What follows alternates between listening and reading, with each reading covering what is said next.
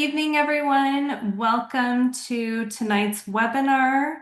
Tonight, we are going to talk about an exciting and innovative therapy with Dan Kaufmann, who leads the Danielle Foundation's Migraine Management Program.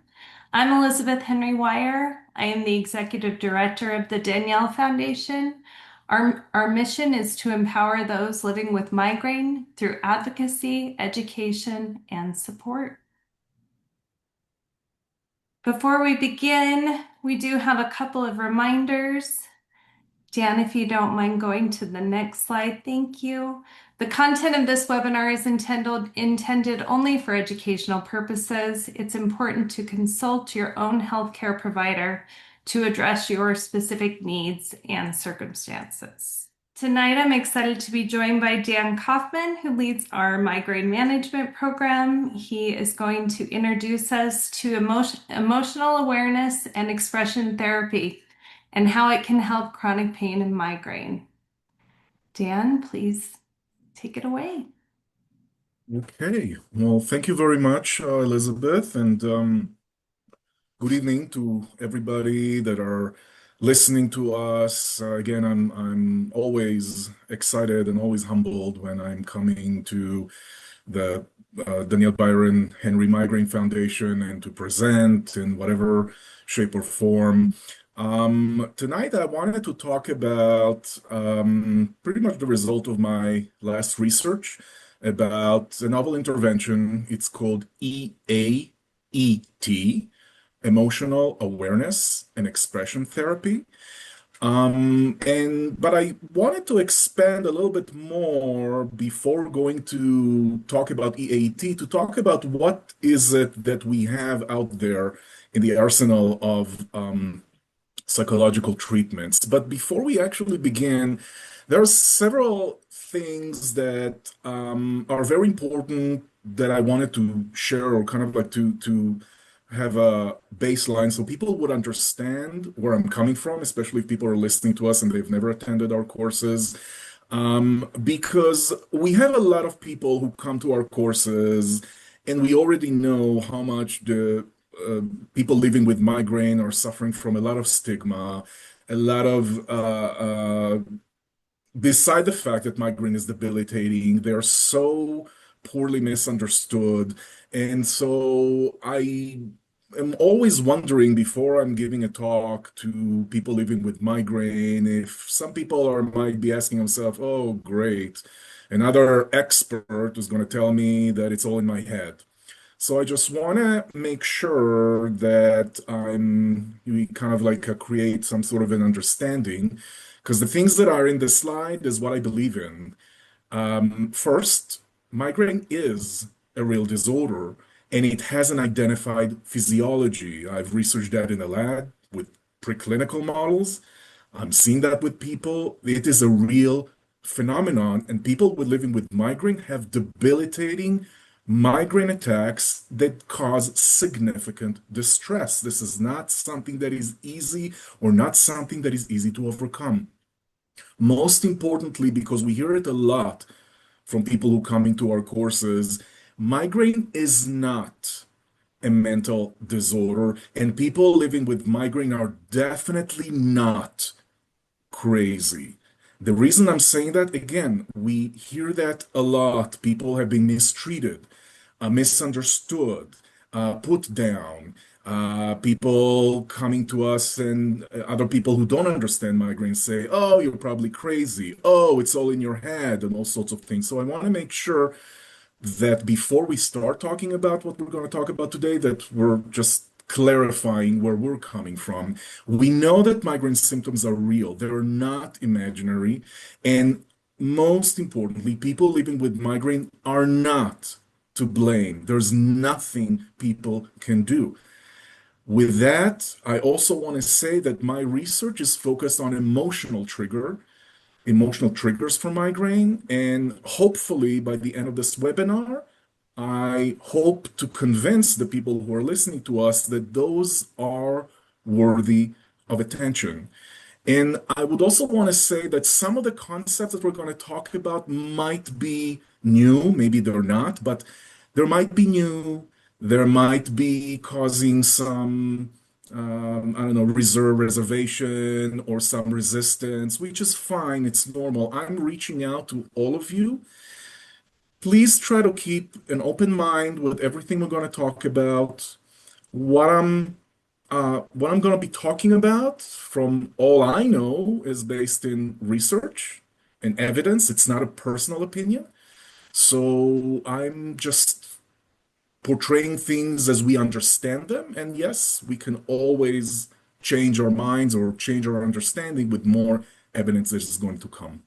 So with that dramatic opening, I would like to talk about the what we're going to talk about today. Before we talk about any treatment, I just want to talk very generally about what is pain and what is migraine, very much in general, because that would help us understand a little bit better of what are the treatments that are now recommended? What are they trying to do, and how is EAET might be different? We're going to talk about behavioral interventions for migraine, the ones that are currently recommended by the American Headache Society and other societies. There's a lot, but we're going to focus on the three main interventions that are offered, which is cognitive behavioral therapy, mindfulness, and biofeedback. And we're going to discuss the issues that we foresee with the current behavioral approaches for migraine and how we think that emotional awareness and expression therapy might be different from other intervention. Of course, we're going to summarize. So I would like to start by saying that I'm sure people have seen that on the internet and the news. If we look at the titles, let's just kind of look at the titles. The War on Chronic Pain, Fighting Pain with Veterans, A Demon in the Brain. What is it like living with chronic pain? How do we call medications that are supposed to reduce pain? Painkillers. So it's like from all of this, it's like we're trying to get it's like the idea that pain is this horrible enemy and we're going to fight it. We have a war. We're going to kill it. We're going to kick it. And that makes sense because pain is debilitating. It is unpleasant. And of course, we want to get rid of it. What I'm suggesting, just for the purpose of this webinar, let's take a little backward stance and let's look at pain from a different lens that might help us understand how to work with it, because that's the essence of the treatment that we're doing. With that in mind, I'm inviting you to just kind of sit backwards and let's just, before we hate pain and want to get rid of pain, which is normal, let's think a little bit more. What is pain? We know that pain is an unpleasant sensory and emotional experience that is associated with actual or potential tissue damage. That's a definition by the International Association for the Study of Pain. We know that pain is something that evolution created.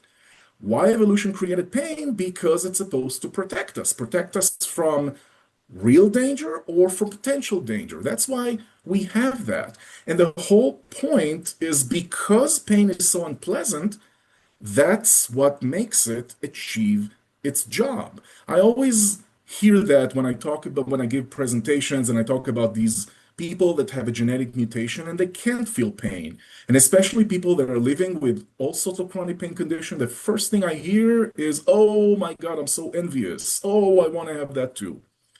But the fact is that people that can't experience pain, they don't survive for long because the whole point of the system that's supposed to warn them from danger doesn't work.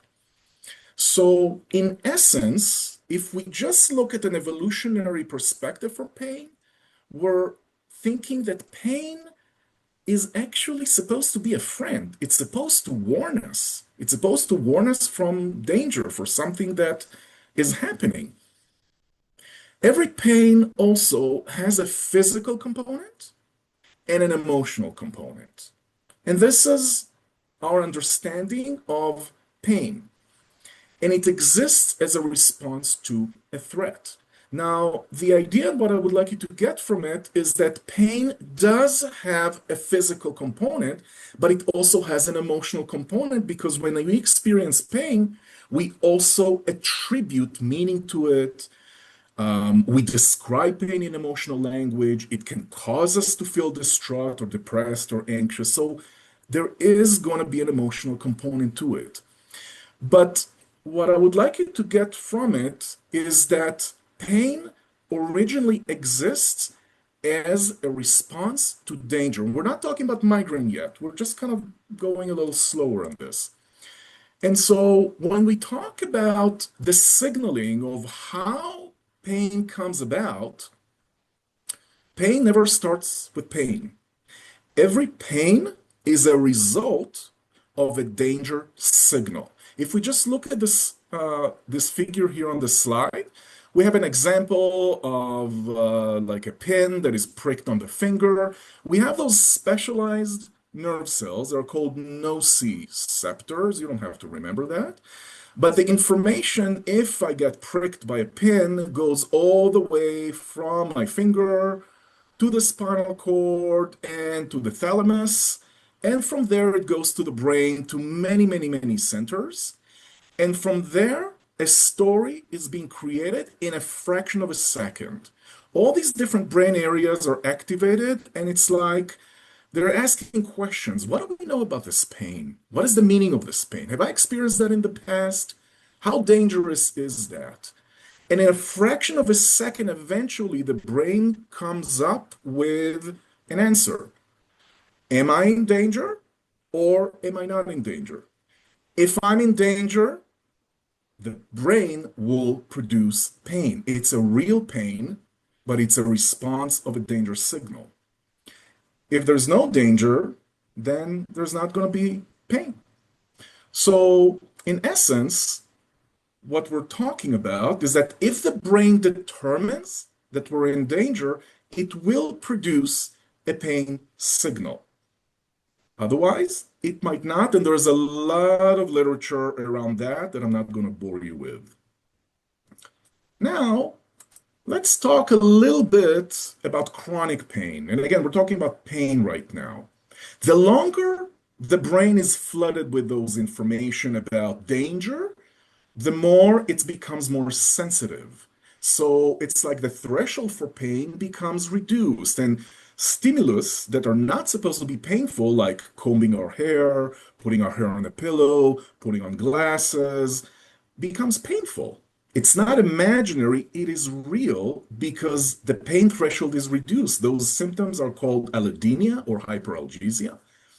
And the more the brain is flooded with this danger signal, the more it just becomes more sensitive. And it's like the brain is just trying to get adjusted to this flood of information, becoming much, much more sensitive to pain. If you want to use an analogy, it's like we have a symphony that all plays all sorts of tunes, I don't know, Bach, Mozart, whatever. But all of a sudden, when the brain is flooded, it can only play one tune, the pain tune. And it's like the brain is hijacked by those messages of pain. When that occurs, it's like the brain feels that it's constantly in danger. It's bombarded by this danger signals. When that occurs, then everything else that can amplify danger can increase pain. What can amplify danger? All sorts of emotional stimuli, like negative thoughts, like this will never go away, my life is hopeless, migraine will never go away, no one believes me, and so forth and so on, which are legitimate. But all of those stressors can amplify pain. And I want to say another thing about that, and that's the fact that when we talk about the danger signal, remember that I mentioned that pain has a physical and an emotional component. When the danger signal is physical, like a pinprick or stabbing my toe or so forth and so on, that's relatively easy to identify. We see a cut, we have a blood test, if there's inflammation, we can see markers, CT, MRI, so forth and so on. What I suspect and this is what we're doing in our research, is that when the danger signals are emotional, we don't have CT, we don't have MRI, we can detect them. That doesn't mean that they don't exist. We we hypothesize that those emotional danger signals might contribute to pain as well. This is why we're focused also on the emotional aspect of migraine, not just the physical one, because I'm sure the people who are listening have already seen doctors, neurologists, taking medication, so forth and so on, and keep doing that because that is part of dealing with migraine. That said, there is a connection between emotions, stress, and migraine. Emotional stress has been reported as a migraine trigger in several clinic studies. We also know that there is a bidirectional connection between anxiety disorders and migraine. We know that one exacerbates the other. When I'm going to have a migraine that is unanticipatory, like I don't know when it's going to happen, then of course I'm going to have anticipatory anxiety. How is it going to be? How bad is it going to be? Am I going to be able to cope with that? Of course, if I'm more anxious, then guess what? We're increasing our danger signal, might be experiencing more migraine. One exacerbates the other. But there's another thing that is important, and that we also know, and that's not my work, there's a lot of work in the literature, that migraine is associated with the occurrence of adverse life experiences. We know that there's a higher prevalence of adverse life experiences in migraine, and there's a correlation between the two. Now, when we have migraine on those other comorbid disorders, and of course, it's going to be much more difficult to manage because if I'm going to have depression and migraine, I'm probably not going to want to take medication. It's going to be much harder to deal with. So, dealing with the emotional aspect is important. I want to pause for just a second, just because I know in the migraine community, there's all sorts of opinions. And I know that there's some people that rightly think that there's no connection between stress and migraine. Migraine is a real phenomena. I want to emphasize something. Stress is a real phenomena, and migraine is a real phenomena. It doesn't mean that all of the people who are listening to me, stress is necessarily the trigger for migraine. I didn't say that.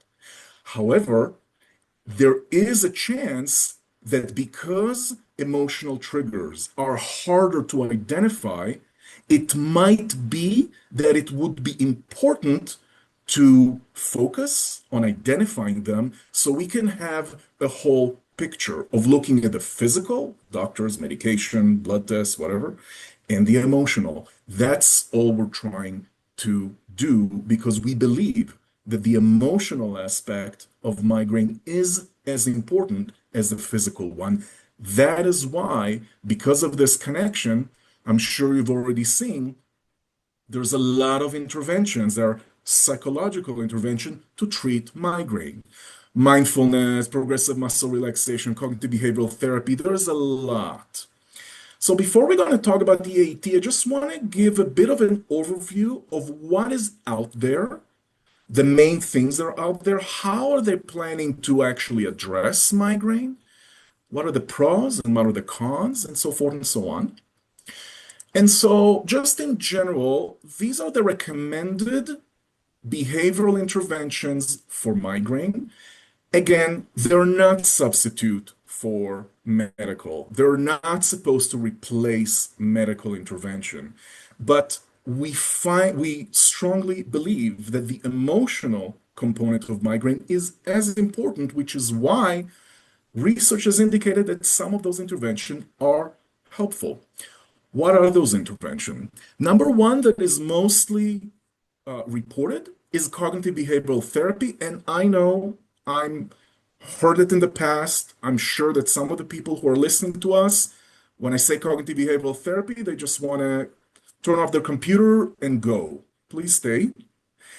Because I'm going to say something about cognitive behavioral therapy, and I understand how cognitive behavioral therapy can be misrepresented. Cognitive behavioral therapy is short-term, it's short-term oriented psychotherapy, and it's a set of strategies to help us identify and challenge inner beliefs, inner thoughts, and identify and correct maladaptive behaviors. Now, I know that when I say negative self-talk, it automatically brings us to, oh, here it goes again. People think that migraine is all in my head. It is not. I'm going to talk a little bit more about what cognitive behavioral therapy does. Relaxation exercises are also recommended just because of the correlation between increased stress and migraine. So there's a range of skills to reduce arousal, decrease stress, for progressive muscle relaxation, diaphragmatic breathing, guided imagery. We teach a lot of those in our courses. Hypnosis is written here as a description. That is something I have to say personally. I'm a little offended, to say the least. Just because as a hypnotherapist, hypnosis is not just relaxation. There's a lot under that umbrella, but maybe for a different webinar. Mindfulness is something that relatively in the last decade or two, a lot of people have introduced mindfulness and researched mindfulness. It's a focused awareness on the present moment, letting go of what we can change. It helps decrease stress, focus away from pain. So that is considered an intervention for migraine. Biofeedback, using sensors to measure physiological parameters in real time and help us have a better control of our stress response. And of course, healthy lifestyle. We all need healthy lifestyle, healthy sleep, eating habits, hydration, nutrition. We all know that there's some food that might trigger migraine, so all of those are important. I want to go a little further into each one and kind of explain a little bit more what these are, how and what they offer for people with migraine, and what might be some of the issues with them. I want to start with cognitive behavioral therapy. Again, we just heard it a lot, and I know that cognitive behavioral therapy might be a dirty word for some people living with migraine, but just bear with me for just a second. Maybe not, but maybe I can convince people otherwise. The proponent of CBT is Aaron Beck, seen here in the upper picture. He passed away, and today the torch is being carried by his daughter, Judith Beck. And the thing is with cognitive behavioral therapy, as its name implies, is that individuals have automatic thoughts. A lot of time we're not aware of that. And a lot of those thoughts are resulting from internal beliefs or internal schemas. And the important thing is those thoughts don't exist in vacuum. They cause us to behave or to feel all sorts of things. And so when we're not monitoring those thoughts, they might cause us to engage in maladaptive behavior or just feel bad. We've heard it a lot also from people living with migraine, the thought of, no one believes me, my doctor doesn't believe me, my life is hopeless, I will never, this migraine will never go away. I know what my friends think, they're so tired of me because they thought of my migraine. All of those thoughts we heard a lot. Those have an effect. I mean, when we keep thinking those, I don't think anybody can be happy. So monitoring those thoughts and learning ways to better cope with them is what CBT is one of the things CBT does. Also, maladaptive behaviors, like if I overtake medication because I'm so anxious of when my next migraine attack is going to come, so I'm just going to take medication just in case, and maybe I'll increase the dose. We know that this happens too. That can actually cause some issues. So by using cognitive behavioral techniques, we can correct a lot of those maladaptive thoughts and patterns of behavior. And also importantly, cognitive behavioral therapy has a lot of evidence to document its effectiveness for many, many disorders. Usually, what is done in the intervention is usually the client needs to observe. They encourage to observe and document their thoughts, their behaviors about pain and about other things that they do in life that might be connected to them symptoms. So first is observation.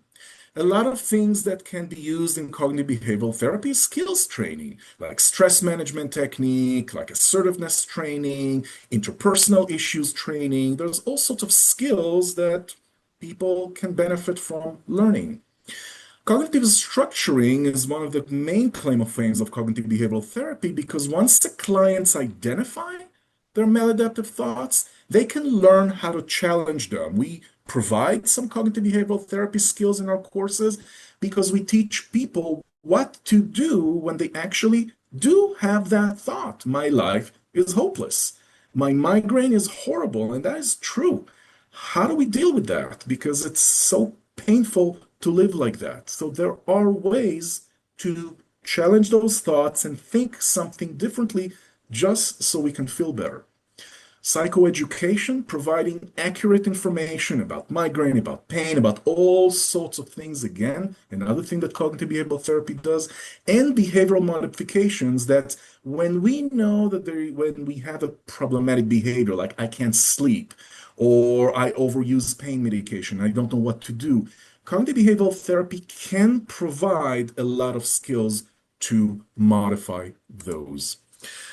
So, is it actually effective? Let's assume I convinced you how great cognitive behavioral therapy is. Is it actually effective for migraine? So, researchers indicate there's a lot of research for cognitive behavioral therapy in migraine. There's a lot of discrepancies, but because of the methodologies that people are using, overall, cognitive behavioral therapy is efficacious in reducing psychological stress, depression, anxiety, self-efficacy, mood, and so forth and so on, and increase quality of life.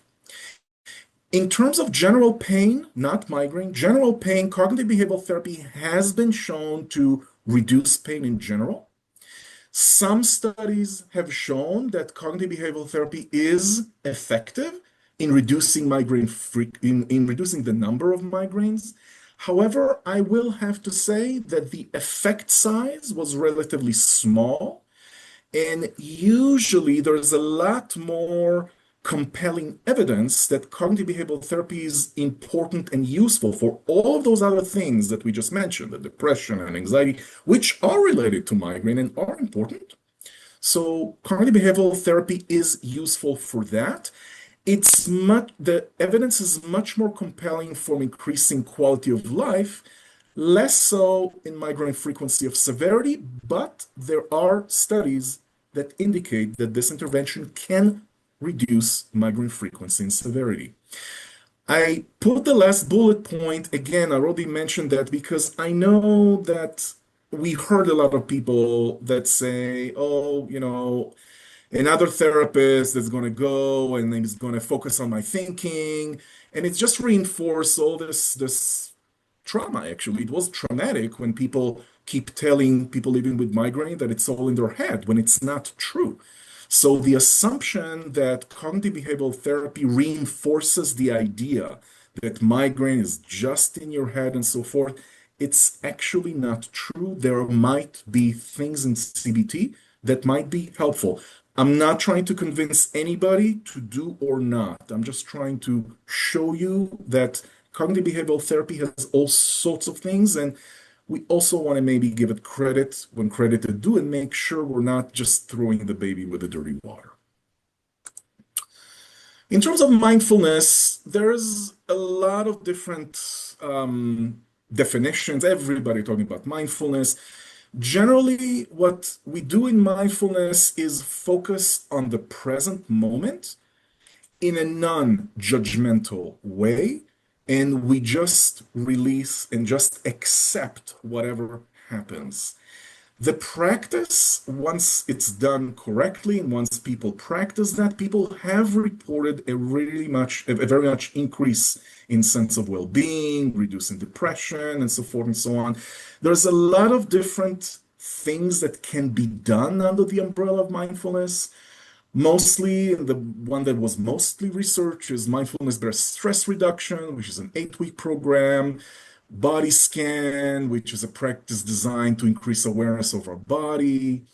Another practice, which is called soften, soothe, and allow, which is a treatment, that's intervention that helps us just sit with maladaptive emotions, maladaptive feelings, And rain meditation was kind of similar. It's again just sitting with when I have a very, very bad feeling or bad migraine or I am very, very depressed. It's just to have the ability to just sit with the emotions, not judge them, not trying to fight them, and just accept them as they are. It sounds crazy. It sounds like, whoa, how can I accept my depression? But actually, the more we practice, people get better at it, and it helps to just accept things versus fight with them, because sometimes when we fight things, they just increase. So that's the purpose of mindfulness practices. Mindfulness have been recommended, have been used in pain and in migraine specifically. What we have learned about mindfulness is that, again, it's very much efficacious in improving psychological symptoms, mood, distress, general well-being. In terms of is mindfulness really effective to reduce migraines? There is a bit of this, there's actually a lot of discrepancy. The literature is kind of undecided. There were some studies indicating that it does. There are others that say that it doesn't. Some of the studies have a relatively small sample size, meaning they tested it on not a lot of people. So at this point, it is hard for me to say migraine has the potential to reduce your migraine. However, having the ability to better work with our emotions, our thought is, in my opinion, also important. And I'm just providing you with this information so that you will decide if this is right for you or not. And lastly, biofeedback, which is another recommended intervention, comes from the territory of applied psychophysiology. It uses the knowledge about our interrelationship between the mind and the body. We're using it to educate ourselves on what our body is doing when we think about all sorts of things. Biofeedback is a specific intervention from applied psychophysiology that we're showing people in real time what their bodies are doing and how their bodies might be changing as a result of thinking of something, telling ourselves, oh, my life is hopeless, or memories, and so forth and so on. The important the importance of this is because instead of a therapist telling you, oh, I think you look relaxed, or oh, I think you look stressed, the person through their own learning can just see their body in real time and learn how to use different techniques to change their body. And it actually is pretty nice. I mean, I personally love biofeedback, but I think that the importance is that people learn from themselves, not from what, the therapist or someone tells them to do. And it can also help reinforce building resourceful states. So people learn how to better control their bodies, which, especially because a lot of people with migraine feel that there's no control. The fact that all of a sudden I can have some control of my body is very important, I found, with a lot of people that living with migraine. What are we doing in biofeedback? There's all sorts of intervention. Muscle tension is one of them. We use sensors, usually electrodes, usually on the trapezius or somewhere on the face. And we're able to identify if there are tensed muscles. A lot of people have migraine attacks because they're not aware that they're tensing the muscles, maybe their shoulder muscles or the neck muscles. And so this intervention helps people identify how it feels when your muscles are tense, because a lot of time we're not aware, and how to relax the muscles at will. It's a learning paradigm. Heart rate variability uses a specific kind of breathing to affect the heart. It's called resonant breathing. There is some indication that this kind of breathing has been effective for people living with migraine. That's what we also teach that in the foundation. But heart rate variability, it's a specific kind of breathing that is supposed to reduce the autonomic activity or the autonomic activation. Because migraine is an autonomic phenomena, I don't want to get too much into it, but that's another modality in biofeedback that might be helpful for migraine. Skin temperature originally identified as a migraine prevention in 1973. People learn how to change their peripheral skin temperature at will, and it assumably helps with migraine. Again, there is a physiological explanation. I don't want to get too much into the detail, but skin temperature, learning how to change or how to increase skin temperature was shown to be effective in migraine. Evidence does indicate that biofeedback has a level 4, meaning it is efficacious for migraine, and it's a level 5, which is efficacious and specific for tension type headaches. In general, we know that overall biofeedback is considered efficacious, specifically for tension type headaches, can be used with other modalities, but it can also be very cost effective, meaning it less cost effective, meaning it sometimes can be very expensive to engage in biofeedback treatment. I will tell, and this is only my own view, it's not based on studies, but my own view, biofeedback has been nice and helpful, but I admit that I was very limited in how much I was able to help patient only by using biofeedback. I and other people also recommend to combine biofeedback with other approaches. So we've talked about all those modalities. What is the problem? They seem to be doing okay. They seem to have some efficacy. What we suspect is that those currently psychological approaches, they have good, but their efficacy is relatively limited. All of those interventions are focused on this whole notion that migraine is stressful, stress can induce migraines, so let's decrease stress.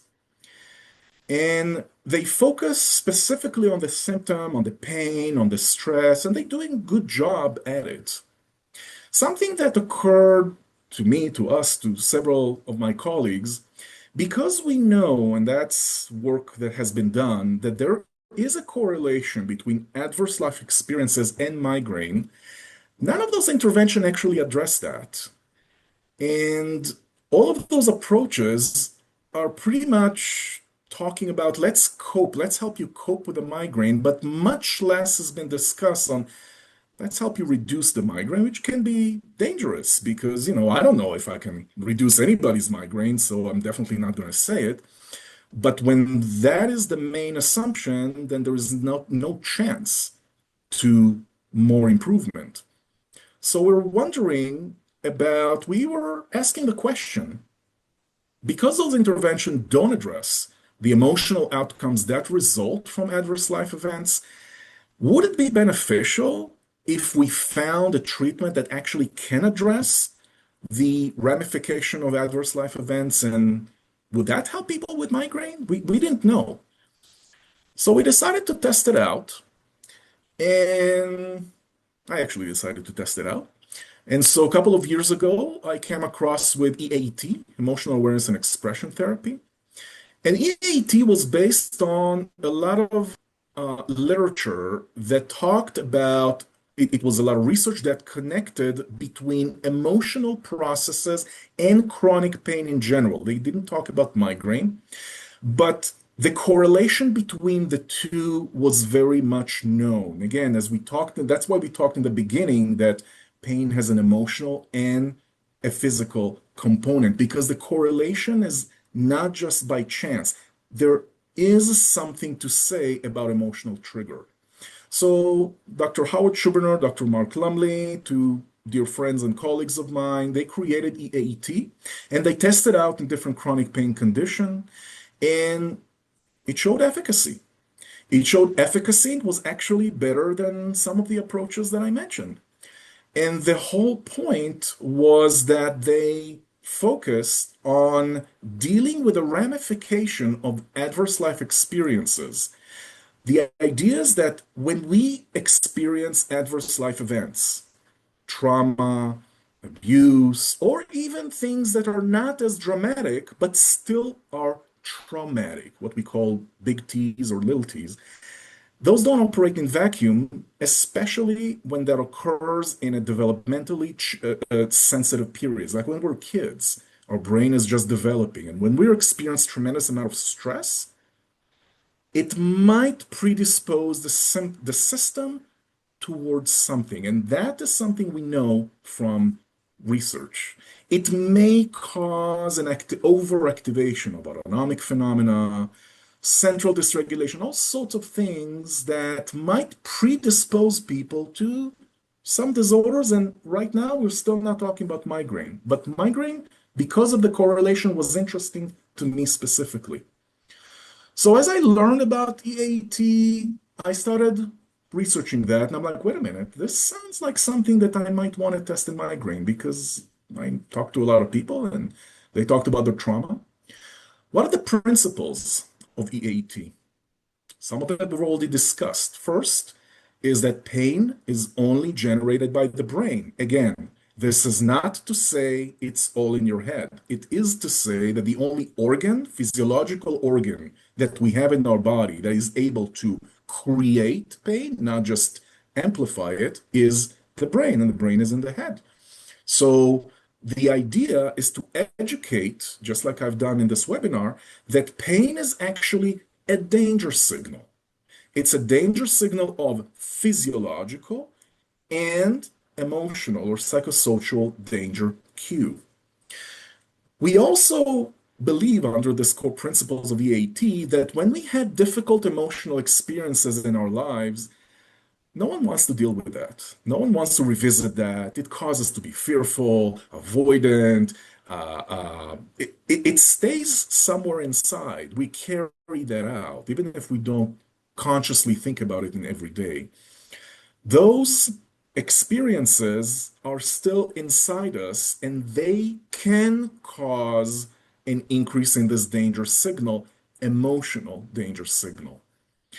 When we are experiencing things like in developmentally challenging periods, then usually those stay with us throughout life. And unless we really deal with that, look at it, and really resolve them, we might be carrying a huge emotional baggage. So, what we're doing in EAT, we learn to experience and express all sorts of emotions in an adaptive manner in the hope that once these are resolved, the danger signal can go down and people can feel better. How do we do that? We can do that privately using imagery. We can do that in writing all sorts of, we call it emotional writing. We can do that safely in the sessions that we do EAT when we actually help people review those unidentified emotions that we're carrying from the past that we haven't resolved. We can also do that in relationships, like assertiveness, like intimacy, all those things that we're afraid to experience or express, we learn to actually stop avoiding. I'll give you an example. We all know that in personal relationships, we might, like if someone tells me something that is offensive to me, I'm not saying, oh, well, I'm not going to say anything. I don't want to hurt their feelings. So here I am stuck with a hurt, and I'm not letting it out. That hurt is not going away, it's still inside me. Learning to express what I feel in relationships is part of the thing that we do in EAT. And lastly, we keep tracking changes in pain, emphasizing how emotional changes can cause pain reduction. We help the people who do EAT to recognize how might their emotional trigger affect their migraine. Now, I want to emphasize something. That doesn't mean that EAT works for everybody. That doesn't mean that all of you have emotional triggers. And we don't know. What we do know is that with the people that we worked with, we're able to identify a lot of emotional triggers that even they didn't know, which was helpful to them in reducing their migraine. In essence, what we're doing in EAT is the whole point of recognizing that when we go through life, We have daily hassles, relationship conflicts, secrets we're carrying with ourselves that we never told anybody, private conflicts, emotional trauma. We carry all sorts of things. Life is not easy for anybody. All those events that happen, they're not just forgotten. They created some emotions in us. Usually, those emotions are really tough to deal with. So, normally, naturally, we don't want to deal with them. No one does. I don't think I even want to. But eventually, when we avoid those emotions, we hypothesize that it can increase pain, symptoms, and create brain changes. When we learn to experience those emotions, to revisit those avoided emotions, avoided stressors, avoided conflicts that we're carrying, when we're able to experience and express them, it can cause reduction in pain, normalization. And so, what we learn in EAT is to stop avoiding and start experiencing emotions. The protocol is manualized. It's usually in the research that we've done is 8 session protocol. It's done in groups. We've delivered that via Zoom to small groups. It's very small. It's not like the resources course. It's maximum 5 people just because of the intensity of the treatment. It's 2 hours per session. Each session includes lectures, discussion, but mostly exercises that we help people identify avoided emotions, and we're giving them homework to keep working and practicing. Exercises, what are some exercises? Some of them can include what we call an empty chair. What does that mean? Is that let's assume that just as an assumption, I was a kid and I was really badly treated by my mom, really badly for many, many years. And I've never told her that because I was a kid. And then I grew up and I'm like, "Oh, she did the best she could. And it's okay. And she didn't mean it," which might be true. But going back to it, I was a kid and I experienced something hard. I experienced pain, I experienced insult, and I needed love. I needed my mom to love me. All of those things are staying in there. Using exercise of an empty chair in session, we're imagining, let's say for this example, we're imagining mom on a chair and me telling her everything that I've ever wanted to tell and never dared to tell. Like, mom, I needed love. Mom, whatever that may be. Emptying all those things that I'm carrying out. That's some of the exercises that we use, just as an example. Broadly, what the intervention includes is number one, to identify how life stressors connected to symptoms and core conditions, like what might be triggering my migraine emotionally.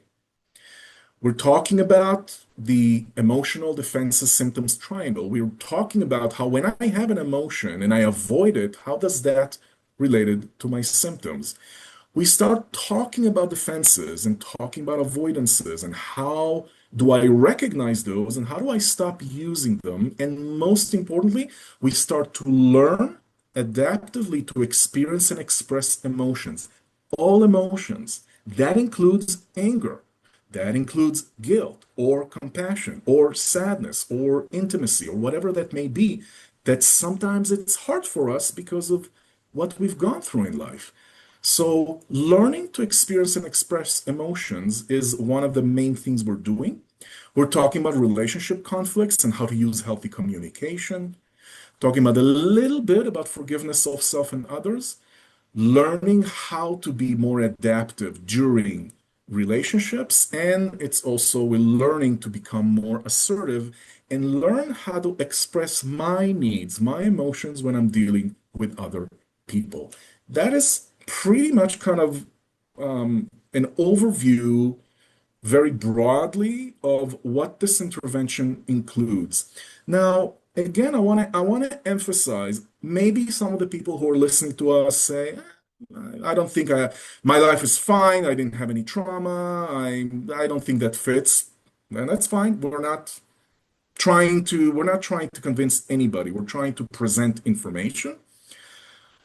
But I also want to encourage people that when we talk about adverse life experiences, we're not necessarily talking about the things that, we read in the newspaper, like a horrible death or sometimes even a misunderstanding that was really hurtful to me can be interpreted as a danger. And I just want to revisit this. Why we're doing this? Again, because a lot of times physical symptoms can be easily identified. Emotional triggers, we don't have, at least I don't know of a tool that I can identify. So we found that by identifying emotional triggers and helping people relieve them, we found that we actually got a pretty good response in terms of migraine. And so I just want to show you briefly, this is from my study that we've just completed. There's a lot of information. I mean, I'm not going to share everything. I just want to show you that if we look here in this upper graph, this is the effect of what EAET did only for people with migraine. And this is the number of migraine days in a month. People who got EAET after treatment showed a really significant reduction in number of migraine, which is what we wanted to see. Those who just waited those 8 weeks, we didn't see anything at all. Those in this group, and I'm not showing this in here, but in this group, those who agreed to come back and get EAE treatment also showed reduction in migraine days.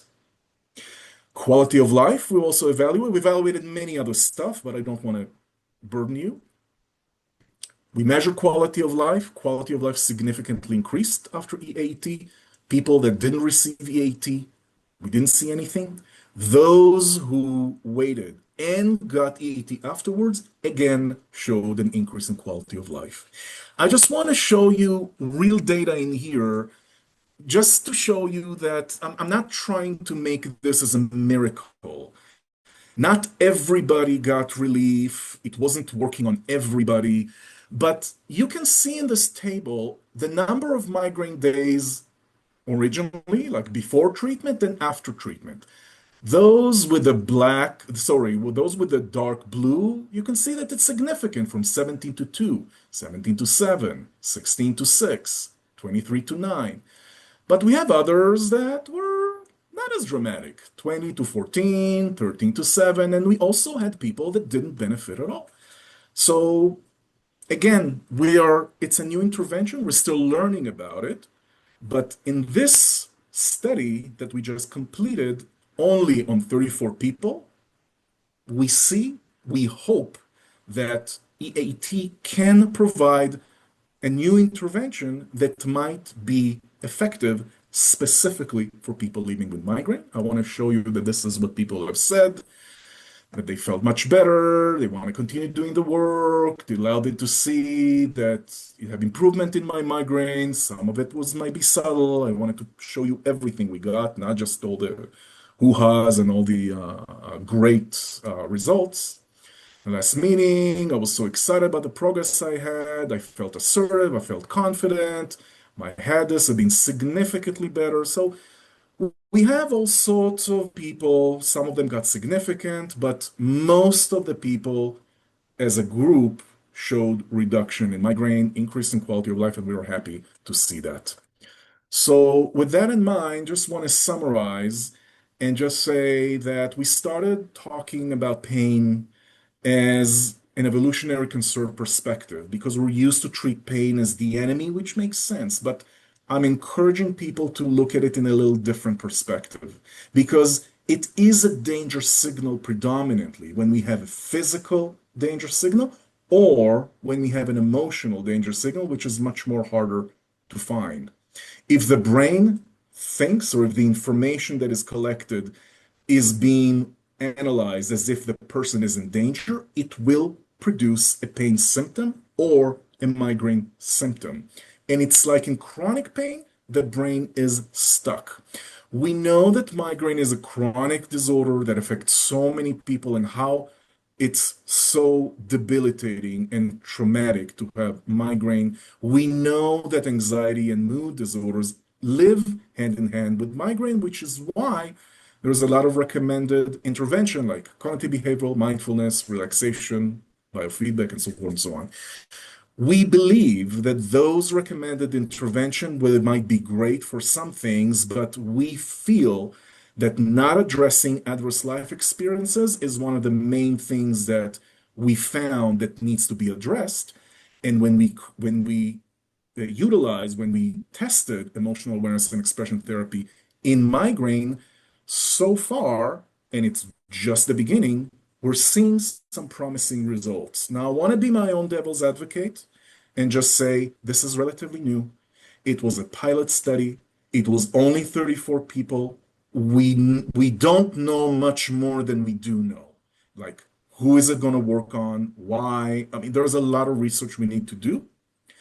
But I'm hoping, because I decided to dedicate my life to help people with migraine, I'm hoping to continue pushing and researching that forward. Maybe, hopefully, it could be helpful for anybody who is listening to this webinar. I would like to conclude, first of all, to say thank you for everybody that listened to me.